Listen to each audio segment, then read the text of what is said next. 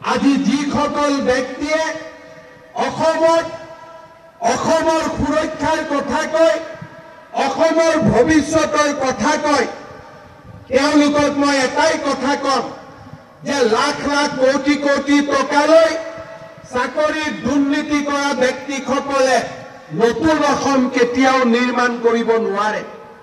অসমৰ ইতিহাসে কেতিয়াও পাহৰি যাব নোৱাৰে যে ৰাকেশ পালৰ দৰে ব্যক্তিক কোনটো চৰকাৰ, কোনটো ৰাজনৈতিক দলে নিযুক্তি দিছিল আৰু কাৰ কাৰণে ৰাকেশ পালক দুখ দিয়াৰ পৰিৱৰ্তে ৰাকেশ পালৰ দৰে ব্যক্তিক জন্ম দিয়া ব্যক্তিসকলে আজি আদালতৰ অভিযোগনামা আৰু আদালতে কাৰাদণ্ড বিহাৰ পিছত এবাৰৰ হলেও অসমৰ যুৱ সমাজৰ ওচৰত ক্ষমা খোজা উচিত।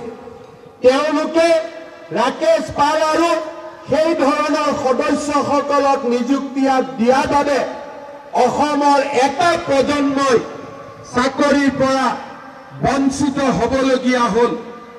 তেওঁলোকৰ বঞ্চিত জীৱন আৰু বঞ্চিত যৌৱনক আজি কোনে উভতাই দিব?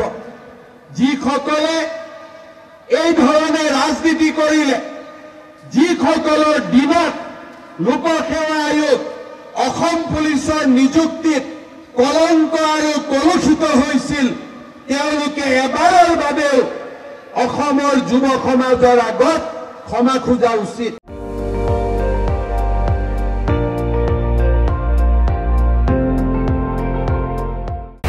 আপুনি চাই আছে ND24, সৰ্বশ্ৰেষ্ঠ নহয় সৰ্বোত্তমৰ দৌৰা।